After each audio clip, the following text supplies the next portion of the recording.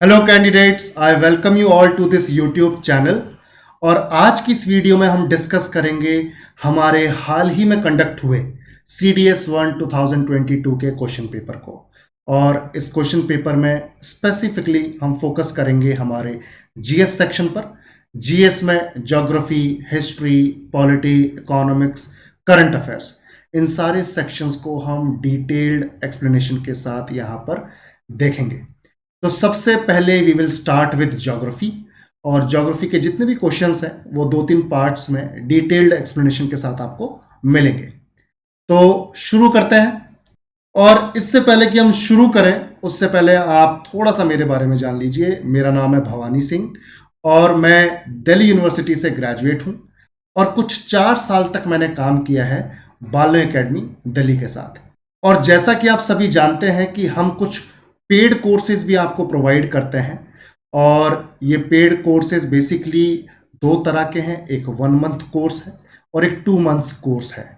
तो आप इनमें से किसी को भी ज्वाइन कर सकते हैं। हर महीने की पहली तारीख से बैचेस शुरू होते हैं। और सबसे खुशी की बात यह है कि जो हमारा लास्ट बैच था, जो कि हमारा फर्स्ट बैच भी था, उसने जीएस के सेक्शन में बहुत अच्छे तरीके से परफॉर्म किया है। और मैं बहुत प्राउड के साथ ये कहना चाहूँगा कि सीधे सीधे 50% क्वेश्चंस, अराउंड 50% क्वेश्चंस हमारे पेड कोर्सेज में जो कंटेंट को कवर करवाया जाता है वहां से आए हुए हैं। आप भी हमारे ऊपर ट्रस्ट करके अपने जीएस के स्कोर को इम्प्रूव कर सकते हैं।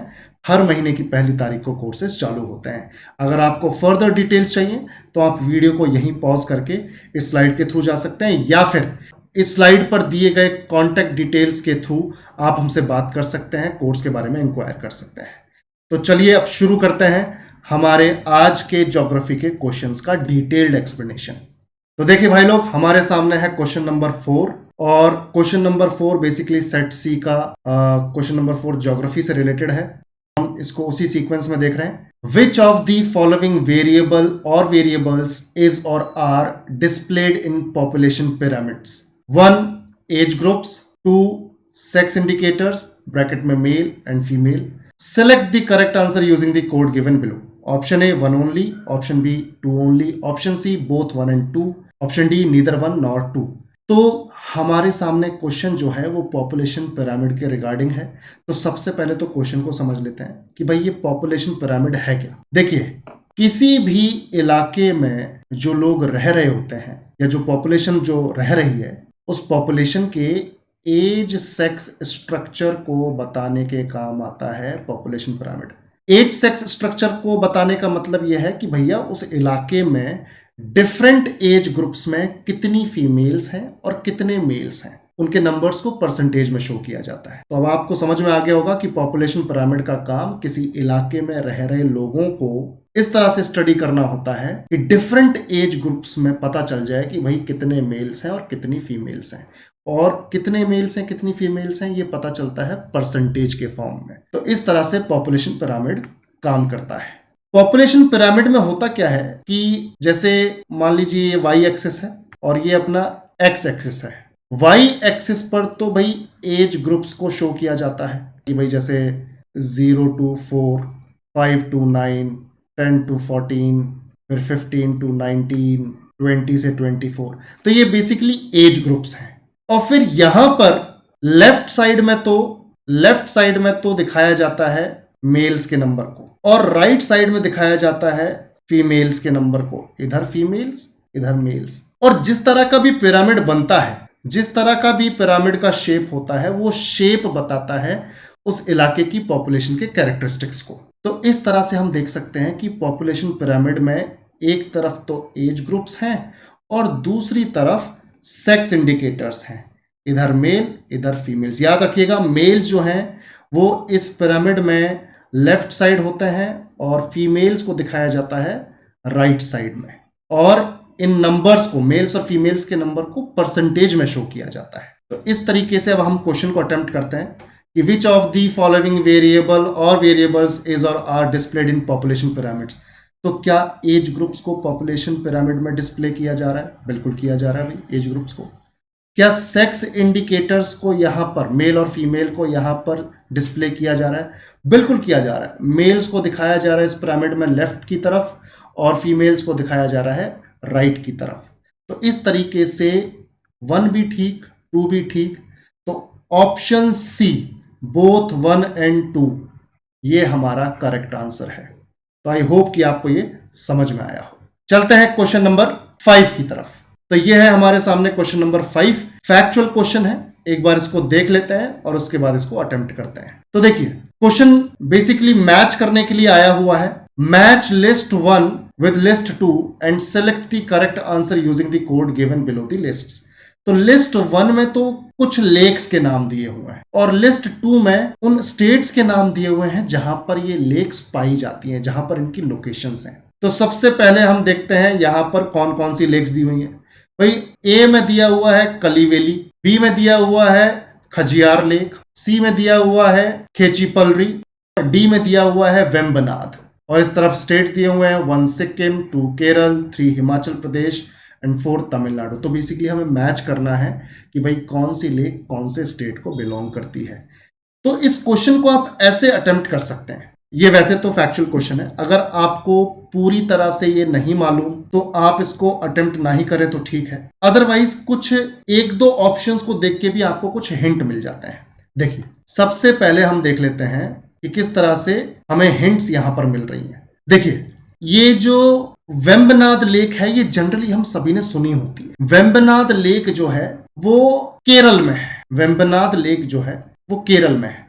अब डी के साथ 2 जो है वो करेक्ट मैच है। तो डी के साथ 2 तो सिर्फ 2 ही जगह पर है, या तो ऑप्शन सी में है यहाँ या फिर डी में है। तो यानी ए और बी तो नहीं हो सकते भाई, सी और डी में से कोई ठीक होगा। अब हम बात करते हैं खेची पलरी की। अब आप देखिए ये कली वैली, खजियार, खेची पलरी, इसमें जो ये खेची पलरी है ये थोड़ा सा तिब्बतन नेम है, थोड़ा सा ऐसा नाम है जो नेपाल, सिक्किम या हमारे जो नॉर्थ ईस्टर्न स्टेट्स हैं उनके साथ कहीं मिलता जुलता है। तो खेचे पलरी को अगर एक बार को हम कंसीडर कर लें सिक्किम के साथ, क्योंकि भाई ये हमारा नॉर्थ ईस्टर्न स्टेट्स का पड़ोसी एक तरीके से, तो हमारे पास अब आ जाता है सी के साथ, तो यहां पे आ गया 1, डी के साथ हम श्योर है कि 2 है, तो डी के साथ 2, सी के साथ 1 ये आ चुका है। तो हमारे पास ये सी वाला जो ऑप्शन है ये भी खत्म हो जाता है। अब बचा हमारे पास डी। तो आप डी में देखेंगे कि ए 4 के साथ जाता है और जो खजियार है ये 3 के साथ जाता है। इस तरह से ये हमारा जो क्वेश्चन है ये सॉल्व हो जाता है। थोड़ा सा रिस्क तो रहेगा क्योंकि आपने ये खेचे पलरी को एक रिस्क के तौर पे लिया और उसके बाद फिर ए और बी को भी आपने मैच कर दिया, पर ये सही है। मैं आपको बता दूं ये जो कली वैली लेक है ये एक्चुअल में तमिलनाडु में है। जैसे आप इंडिया के मैप को जानते हैं इस तरह से ये अपना तमिलनाडु है, ये इस तरह से तमिलनाडु का ये बॉर्डर। तो तमिलनाडु में यहाँ पर है भाई लोग पुडुचेरी।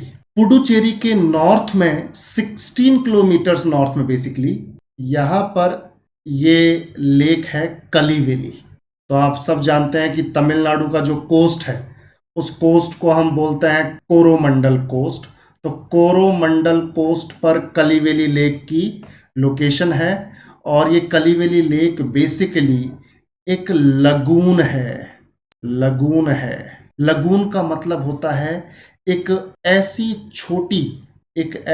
छोटी शैलो लेक, यानी कम गहरी लेक, छोटी लेक जो कहीं ना कहीं लैंड पर तो है पर वो एक छोटे से चैनल के साथ बड़ी वाटर बॉडी के साथ कनेक्टेड है। बड़ी वाटर बॉडी के साथ कनेक्टेड है, जैसे यहाँ पर कोई सी हो सकता है।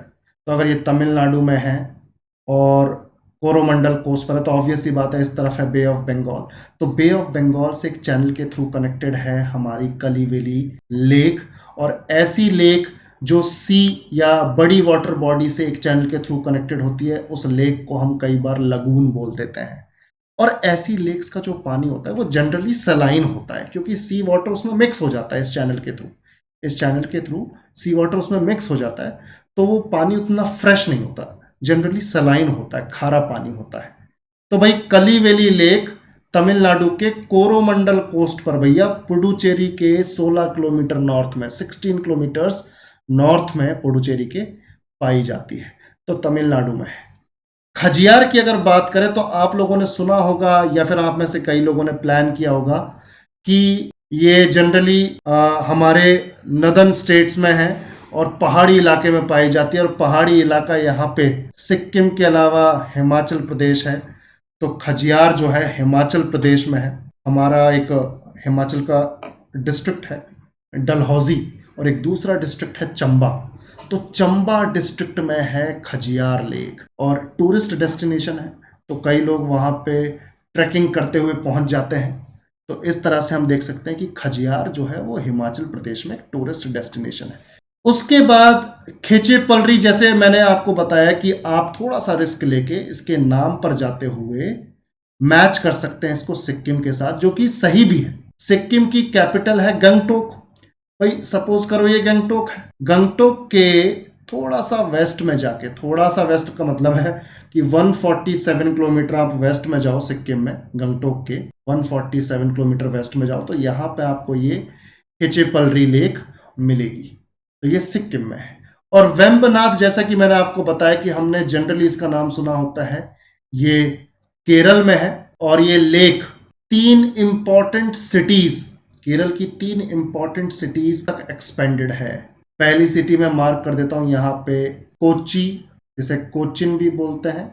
दूसरी सिटी है यहाँ पर मार्क कर देते हैं कोट्टायम, और तीसरी सिटी यहाँ पर है कुट्टनाड। तो भाई लोग ये जो लेक है ये 96.5 किलोमीटर्स लॉन्ग है। Vembanad lake is 96.5 kilometres long और ये इंडिया की लॉन्गेस्ट लेक है। इंडिया की लॉन्गेस्ट लेक है और साथ ही साथ केरल की जो है ये लार्जेस्ट लेक है। केरल की लार्जेस्ट लेक, इंडिया की लॉन्गेस्ट लेक, 96.5 किलोमीटर्स लंबाई के साथ। और ये 3 शहरों में फैली हुई है, कोच्चि, कोट्टायम, कुट्टनाड, तीनों ही केरल के हैं। हालांकि इन तीनों जगह पे इसके नाम अलग अलग हैं। मैं आपको बता दूं, कोच्चि में वेम्बनाथ लेक को बोलते हैं कोच्चि लेक, तो ये तो सिंपल है, ये मैच करने को आ सकता है आगे। कोट्टायम में इसको बोलते हैं वेम्बनाथ, जो इसका एक्चुअल नेम है। और कुट्टनाड में इसे बोलते हैं भाई लोग पुनामदा, पुनामदा लेक। और कुट्टनाड, अगर आप लोगों को पता हो, ये कुट्टनाड इंडिया का लोएस्ट टाउन है, लोएस्ट सेटलमेंट है। सी लेवल से भी 4 to 10 फीट नीचे बसा हुआ है। ये 4 to 10 फीट नीचे बसा हुआ है। तो ये एक्स्ट्रा फैक्ट एक आया तो मुझे लगा कि मैं आपको बता दूं। ये पेड कोर्सेज में हम जनरली कवर करते हैं। तो कोच्चि, वेम्बनाथ, पुनामदा। तो पुनामदा या वेम्बनाथ या कोच्चि ये एक ही लेक है और ये केरल में पाई जाती है। इस तरीके से इस क्वेश्चन को अटेम्प्ट किया जा सकता था। तो आई होप कि आपको ये समझ में आया हो। चलिए अगले क्वेश्चन को सॉल्व करते हैं। तो भाई लोग हमारे सामने है क्वेश्चन नंबर 6 और क्वेश्चन नंबर 6 ज्योग्राफी से रिलेटेड। तो देखिए सेट सी का क्वेश्चन है, Which one of the following is the most important factor for the formulation of smoke? Option A, long winter nights. Option B, formation of an inversion lid. Option C, presence of many air pollutant resources. Option D, rapid fall in temperature with increasing height above the sea level. भाई लोग सबसे पहले तो आप question में समझ लो ये smoke क्या होता है। फॉग तो आप सभी जानते हो, विंटर्स में आप सभी को, दिसंबर जनवरी की जो विंटर्स होती है, आप देखते हो कि जब सर्दी बड़ी कड़ाके की पड़ती है तो फॉग नज़र आता है भाई एटमॉस्फेयर में। जैसे हम घर से बाहर निकलते हैं तो हमें एक फॉग नज़र आता है, एक धुंध सी नज़र आती है। और आप देखते हो कि जो वो फॉग है वो कुछ और नहीं, वो वाटर वेपर है जो हमारे एटमॉस्फेयर में नीचे की तरफ सेटल हो गया है और एक सफ़ेद चादर सी बना ली है जिसने हमारी जो विजिबिलिटी है उसको रिड्यूस कर दिया है। हम 100-150 मीटर से ज़्यादा देख नहीं पाते फॉग के दौरान।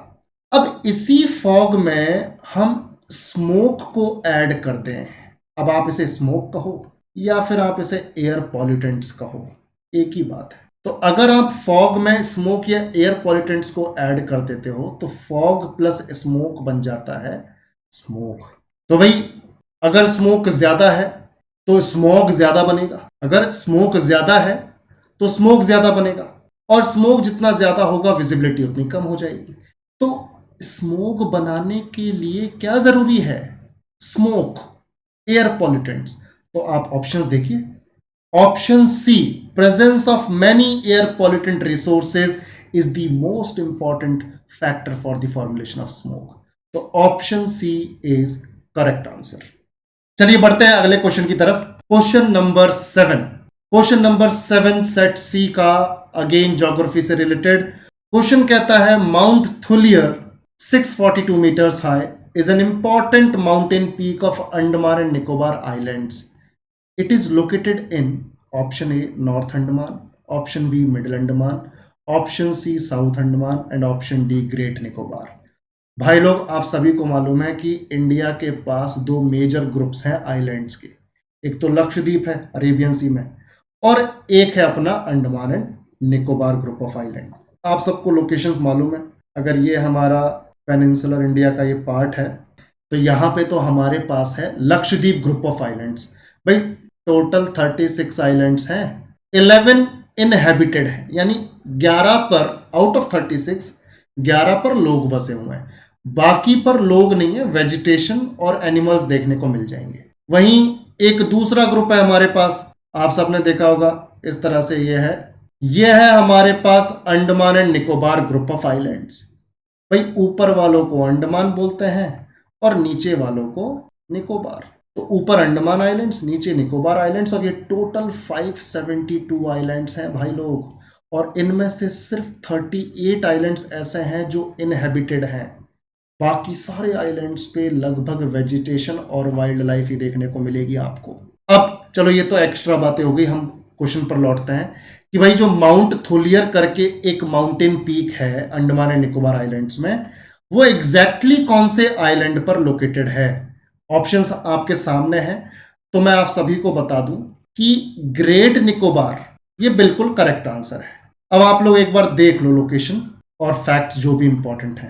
भाई ये जो आइलैंड है ये तो है नॉर्थ अंडमान, ये है अपना मिडिल अंडमान, ये है अपना साउथ अंडमान, और ये है अपना लिटिल अंडमान। तो याद करना बड़ा सिंपल है भाई, जो सबसे नॉर्थ में उसका नाम नॉर्थ अंडमान, फिर जो थोड़ा नीचे है दक्षिण की तरफ है, साउथ की तरफ है, उसका नाम साउथ अंडमान।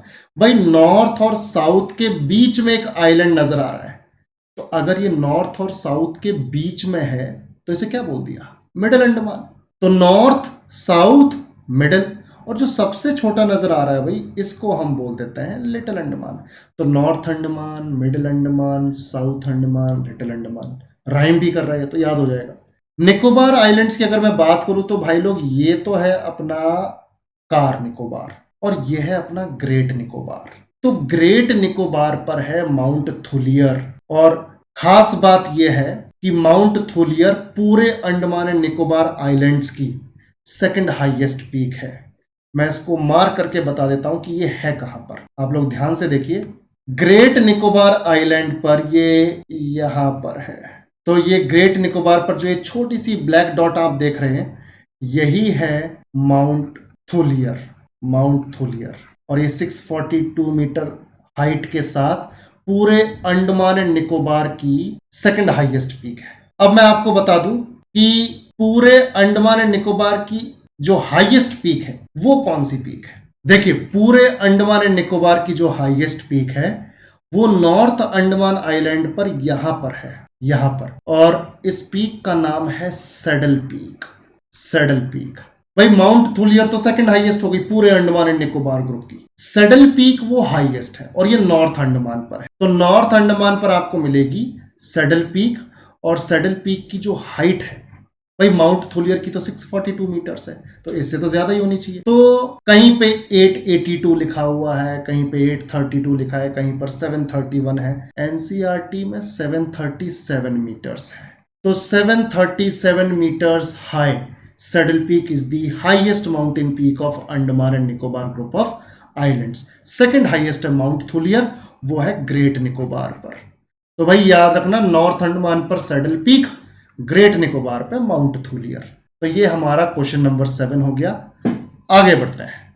तो भाई लोग अब हमारे सामने है सेट सी का क्वेश्चन नंबर 8, जो कि ज्योग्राफी से रिलेटेड है। और क्वेश्चन नंबर 8 कहता है कि which one of the following land surfaces has the highest albedo.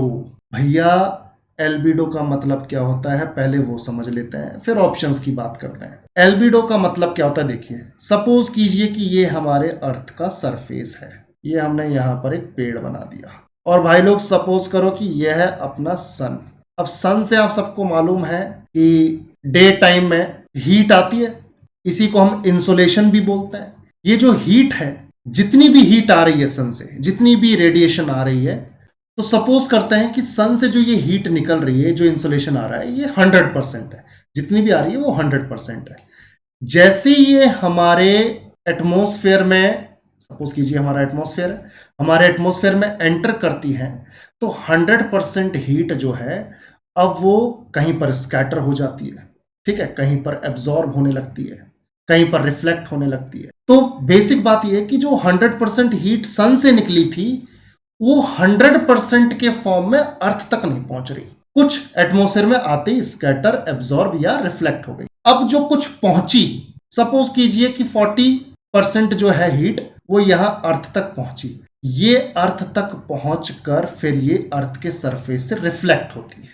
तो ये जो रिफ्लेक्टेड हीट है, ये जो रिफ्लेक्टेड रेडिएशन है सन की, इसी को हम बोलते हैं एल्बिडो ऑफ द अर्थ। कि भैया अर्थ सरफेस पर जो सनलाइट, जो रेडिएशन, जो इंसुलेशन, जो हीट आई, वो जब रिफ्लेक्ट हुई तो reflected amount of radiation is known as albedo. अब क्वेश्चन ये पूछा गया कि भैया इन चार ऑप्शंस में से, इन चार तरह के लैंड सरफेसेस में से किसका एल्बिडो ज्यादा होता है, मतलब कौन सा वो सरफेस है जहां से हीट का रिफ्लेक्शन ज्यादा होता है, मतलब यही है बेसिकली। तो देखिए कि जितने भी लाइट कलर्ड सरफेसेस होते हैं, लाइट कलर्ड सरफेसेस, वहां पर रिफ्लेक्शन ज्यादा होता है लाइट का। तो आप खुद देखिए, आ स्नो कवर्ड माउंटेन, एक माउंटेन है जिसके ऊपर स्नो है, स्नो किस कलर की होगी, व्हाइट। फिर अ बैरन रॉकी पेवमेंट सरफेस, इसका मतलब होता है कि कोई चट्टानी इलाका है, बंजर सा इलाका है, चट्टानी इलाका है, तो इसका कलर कैसा होगा, इसका आप ये मान के चलिए कि थोड़ा सा ब्राउनिश। रॉकी इलाका है, चट्टानी इलाका है, चट्टान जनरली जो है वो ग्रे ब्राउनिश कुछ इस तरह की होती है, तो ब्राउनिश मान लेते हैं। अ सैंडी डेजर्ट, सैंड कैसी होती है, थोड़ा सा पेल, या ये कह सकते हो येलोइश कलर होता है भाई सैंड का। मैंग्रोव फॉरेस्ट, तो ये तो ग्रीन कलर का होगा। अब आप मुझे बताइए इसमें से सबसे ज्यादा लाइट कलर किस सरफेस का है, भाई स्नो कवर्ड माउंटेन, भैया ऐसा माउंटेन जो स्नो से कवर्ड है उसका व्हाइट है। तो अगर सबसे लाइट कलर ये है तो इसका मतलब है इसका जो एल्बिडो है, यानी यहां से जो सन से आने वाली रेडिएशन का रिफ्लेक्शन है वो ज्यादा होगा, यहां पर सन से आने वाली जो हीट है वो ज्यादा रिफ्लेक्ट होगी। और मैं आपको बता दूं ये करीबन 90 to 95% रिफ्लेक्ट करती है हीट को। तो ये स्नो कवर्ड जो सरफेस है, ये 90 to 95% जो हीट है उसको रिफ्लेक्ट कर देती है। तो भैया हाईएस्ट है स्नो कवर्ड माउंटेन का। बाकी मैं इनका भी आपको बता देता हूं, ये सैंडी डेजर्ट का 30% होता है भाई, जितनी हीट इसके ऊपर पड़ेगी उसका 30% को रिफ्लेक्ट कर देता है। जो ये फॉरेस्ट वगैरह होते हैं, चाहे मैंग्रोव हो चाहे किसी और तरह का फॉरेस्ट हो, तो वो करीबन 5% हीट को रिफ्लेक्ट कर पाते हैं, यानी इनके ऊपर जितनी भी हीट पड़ रही होगी, सपोज करते हैं वो 100 है, उसके सिर्फ 5% को ये रिफ्लेक्ट कर पाते हैं। और फिर ये जो बैरन रॉकी पेवमेंट सरफेस है, यानी जो चट्टानी इलाका है, ये करीबन 10% हीट को रिफ्लेक्ट कर पाता है, इसके ऊपर जितनी भी हीट पड़ रही है उसके सिर्फ 10% को रिफ्लेक्ट कर पाता है। तो which one of the following land surfaces has the highest albedo, तो हमारा आंसर होगा ए। तो इस तरीके से ये हमारा क्वेश्चन नंबर 8 भी सॉल्व हो गया। तो आई होप कि आपको ये सारी चीजें समझ में आई होंगी। इन केस आपको समझ में नहीं आई तो आप कमेंट सेक्शन में मुझे वहां पर बता सकते हैं, और मैं कोशिश करूंगा कि जल्द से जल्द मैं वहां पे आपको रिप्लाई दे सकूं।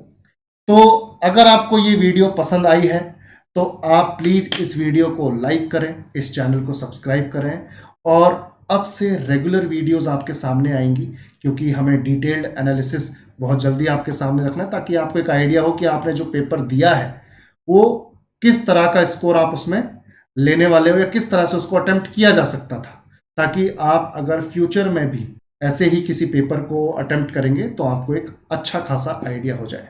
आप प्लीज़ इस चैनल को सब्सक्राइब करें, वीडियो को लाइक करें और जो भी आपके नोन लोग हैं, जो फ्रेंड्स हैं जो इस एग्ज़ाम की तैयारी कर रहे हैं, उनको इसके बारे में बताएं। सो आज के लिए इतना काफ़ी है। Thank you so much for watching this video.